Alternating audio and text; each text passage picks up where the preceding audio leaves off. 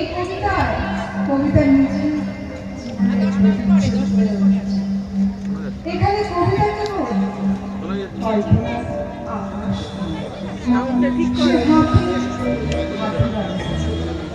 শুনে মায়ের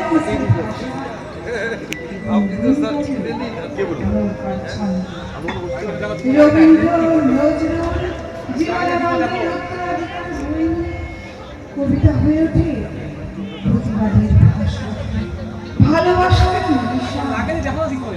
এই কবিতা কবিতা মানে জীবন সহজ বহলা কবিতা কবি অমিত বন্দ্যোপাধ্যায়। কবিতা মানে নয় শুধু ফুল কিংবা পাখির ডাক, কবিতা মানে জ্যোৎস্না এবং রোদ্দুর এক ঝাঁক।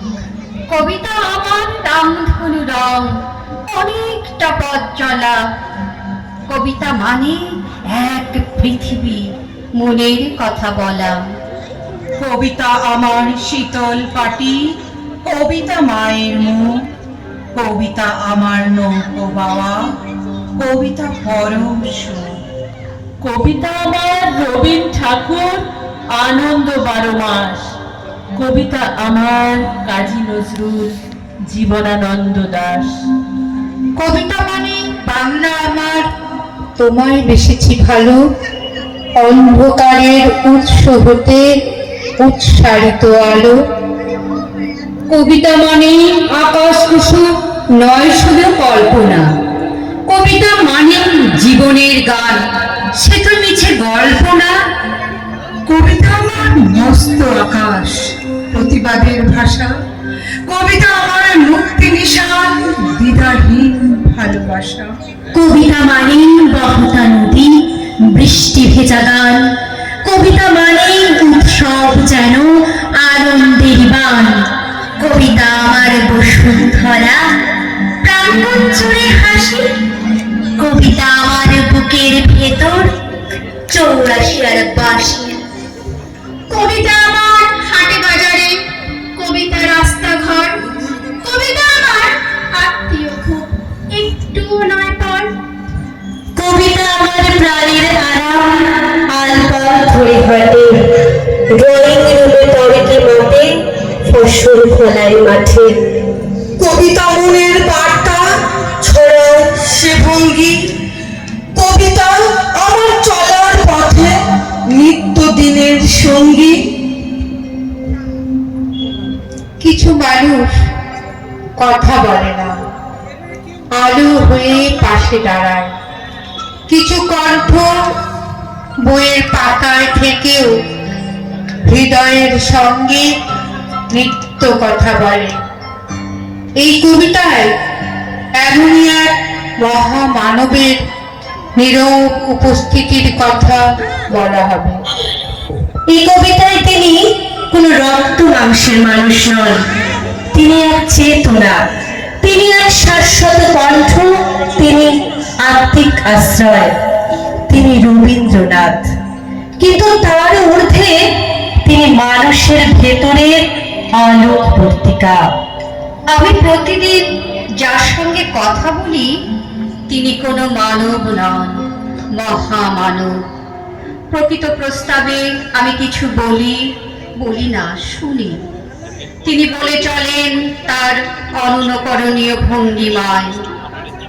তিনি যখন বলেন তার মুখশ্রী এক অলৌকিক আলোয় ভরে ওঠে।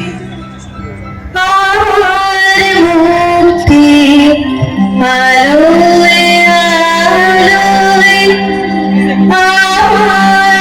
মুক্তি আলোয় আলোয়, শক্তি হয়ে উঠে যেন।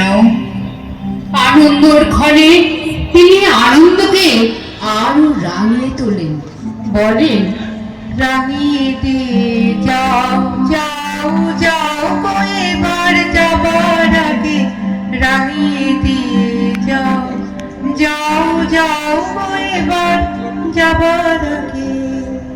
কিংবা আমি যখন কারোর জন্য অপেক্ষা করি, আসবে না জেনেও তিনি আমার চোখের দিকে তাকিয়ে বলেন, আমারে পথ ছাড়াতে আনন্দ, আমারে পথ ছাড়াতে আনন্দ। আমার হৃদয় অদ্ভুত এক প্রশান্তিতে ভরে ওঠে। কয়েক বছর আগে আমি যখন মানসিকভাবে বিপন্ন, আমার কাছে ছেড়ে যায় আমার প্রিয় বর্ণমালা। তিনি আমার কাঁধে হাত রাখেন, সস্নেহে বলেন, যদি আরো করে ভালোবাসো, যদি আর ফিরে নাহি আসো, তবে তুমি যাহা চাও তাই যেন পাও। আমি যত দুঃখ পাই গো। আশ্চর্য, আমার ভেতর থেকে নিভে যেতে থাকে দুঃখের অমানিসা, আবার আমার ভেতর আশা জেগে ওঠে। তিনি আমার ঠোঁটে বসিয়ে দেন, দিবস রজনী আমি যেন কাল আশায় আশায় থাকি।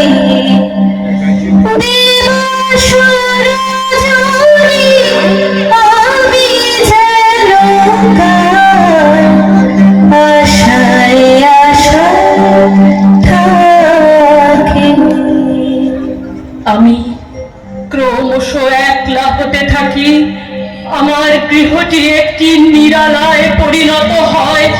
আমার রাত আমার দিনকে একাকিত্ব দখল করে, ব্যর্থতা আমাকে ঘিরে ধরতে চায়।